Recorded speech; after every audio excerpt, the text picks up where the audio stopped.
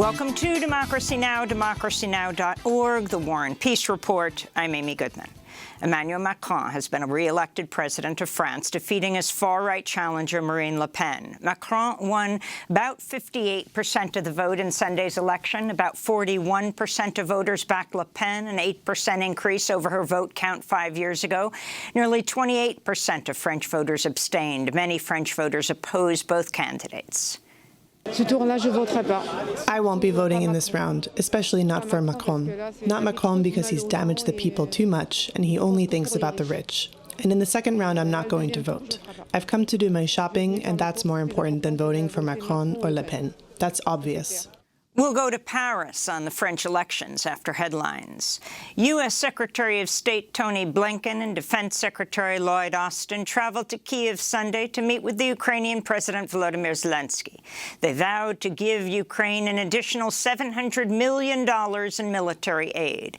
Blinken claimed Russia's failing in its principal war aims. Defense Secretary Austin said the United States wants to see Russia be weakened.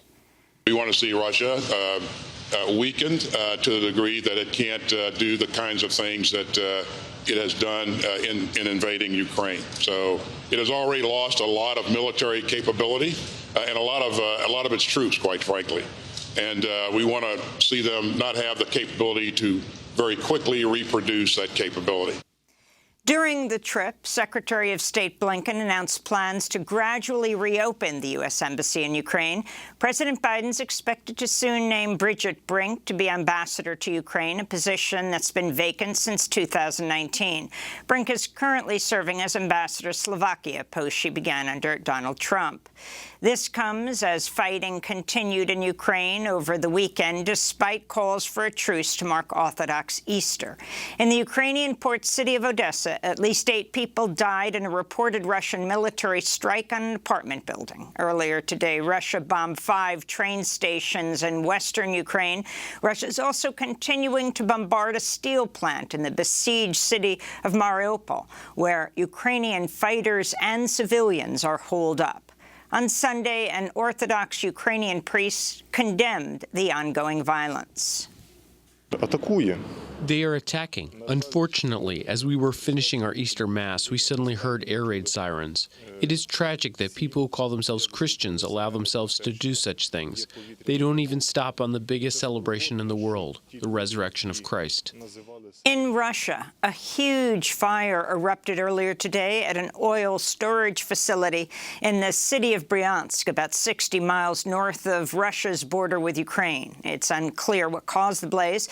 Last month, 2 Ukrainian helicopter gunships hit a Russian oil reservoir near the border, causing another fire. Global military spending topped $2 trillion for the first time ever in 2021. That's according to a new report by SIPRI, the Stockholm International Peace Research Institute. The United States spent over $800 billion. That's more than the combined spending of the next 9 nations, most of whom are U.S. allies. The report also shows the United States spent more than 2.5 times what China spent on its military and more than 10 times what Russia spent. The report also noted nuclear-related spending is among the U.S. military budget items that saw the largest increases in 2021. In Washington, D.C., a gunman fired more than 100 shots at the private Edmund Burke School on Friday. 4 people were injured. Police said the 23-year-old suspected shooter had a sniper-type setup in a nearby apartment. The gunman later shot himself. In related news, new research shows gun violence has become the leading cause of death for U.S. children and teenagers for the first time, surpassing car accidents. Officials in northern Arizona have lifted evacuation orders for neighborhoods threatened by the tunnel fire, but warn the conflagration remains largely uncontained. The fires scorch more than 21,000 acres north of Flagstaff. It's one of nearly 24 wildfires in Arizona, Nebraska, New Mexico that have burned 150,000 acres and forced thousands to evacuate their homes in April, well ahead of the normal fire season. in Pakistan. Millions of people have faced blackouts of up to 14 hours a day during the holy month of Ramadan as a sizzling heat wave brought a surge of demand for electricity. This comes after India reported it experienced its hottest month of March in more than a century of record-keeping. Extreme weather has taken a toll on India's crop yields, with some states reporting a drop in wheat production by as much as 35% this year. Climate activists around the world marked Earth Day Friday with a series of protests demanding a rapid end to the burning of fossil fuels. Here in New York, police arrested 13 Extinction Rebellion activists who chained themselves together outside a New York Times distribution hub in Queens, delaying delivery trucks for several hours Friday morning. In London, protesters with Extinction Rebellion lit flares and staged street theatre outside the London office of the asset management firm Vanguard, a major investor in coal, oil and gas. This is protester Aidan Knox. Vanguard is the world's second largest asset manager, managing over $8 trillion. And subsequently, it's also the largest coal investor in the world at over $82 billion, and has, overall in fossil fuels, it's at over $300 billion. President Biden marked Earth Day in the Pacific Northwest, where he signed an executive order protecting old-growth forests on federal lands. A Colorado man has died after setting himself on fire on Earth Day in front of the U.S. Supreme Court. Wynn Bruce was a 50-year-old Buddhist who lived in Boulder, Colorado. His friend, the climate scientist and Buddhist monk Kriti Kanko, wrote on Twitter, quote, "This act is not suicide. This is a deeply fearless act of compassion to bring attention to climate crisis." Two men with ties to former Trump advisor Steve Bannon have pled guilty and admitted to stealing hundreds of thousands of dollars from donors who supported their plan to privately build a wall along the U.S.-Mexico border. Bannon had also been charged in the fraud case, but was pardoned by President Trump last year. A fourth man connected to the group, We Build the Wall, is scheduled to go on trial next month. Florida's Republican Governor Ron DeSantis has signed a bill to rescind Disney World's self-governing status in what's widely seen as retaliation for Disney's opposition to Florida's so-called Don't Say Gay law. DeSantis signed the bill Friday. We believe an important component of freedom in the state of Florida is the freedom from having oppressive ideologies imposed upon you without your consent, whether it be in the classroom or whether it be in the workplace, and we decided to do something about it. We'll have more on Florida later in the program. In labor news, workers at a Starbucks coffee roastery in Seattle have voted to join Workers United in the latest victory for union organizers at the coffee giant. Workers at more than 220 Starbucks stores nationwide have petitioned for union elections. So far, 28 locations have voted to unionize. Here in New York, about 1,500 Amazon workers in Staten Island begin voting today on whether to join the Amazon Labor Union. On April 1st, workers at an adjacent warehouse voted to form the first-ever unionized Amazon workplace in the United States. Progressive lawmakers, including Vermont Senator Bernie Sanders, joined a union rally Sunday ahead of today's vote. This is New York Democratic Socialist Congressmember Alexandria Ocasio-Cortez. If you can go to space, you can give our workers a bathroom break. Ain't that right? Yeah. If you can go to space, you can make sure that you're treating people well and giving them solid health care benefits. Yeah. That they don't have a 3-hour commute to and from work. That they can afford the house that they can live in. That people don't have to be sleeping in their cars in order to work for Amazon. All of this is an indignity and an injustice, and it has no place in New York City. And we're going to change that, and right here, our workers out here are going to change that. In Nigeria, at least 109 people have died after a massive explosion Friday at an illegal oil refinery in southeastern Nigeria. It's unclear what sparked the explosion. In other news from Nigeria, the U.S. State Department has approved the sale of 12 high-tech attack helicopters to Nigeria in a deal worth about $1 billion. The deal had been delayed by lawmakers over human rights concerns.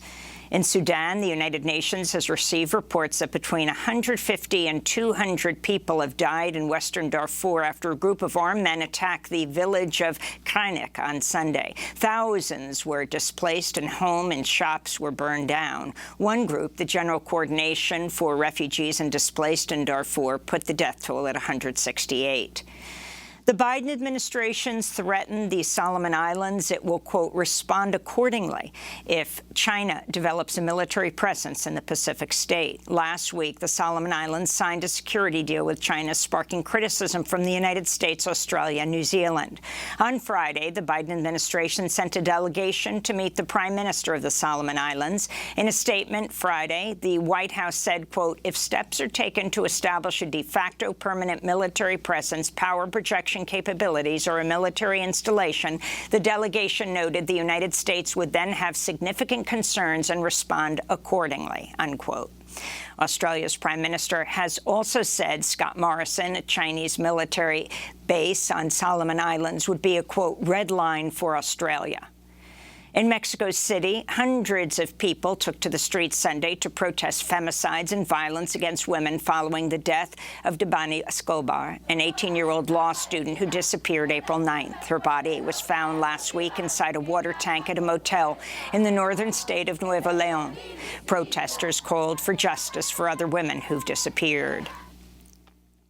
I have had friends who have gone missing, who have been raped, and nothing has been done about it. Specific cases have drawn attention from authorities, but this is a reality that has exceeded because this is something that has been going on for many years. The ruling far-right party in Slovenia suffered a defeat in parliamentary elections Sunday. The newly formed Environmentalist Freedom Movement Party placed first, winning about 34% of the vote. In U.S. voting news, a prosecutor in Memphis has dropped all charges against Pamela Moses, a Black Lives Matter activist who'd been sentenced to 6 years in prison for trying to register to vote, not knowing she was ineligible due to a felony conviction. Moses had already served 82 days in jail.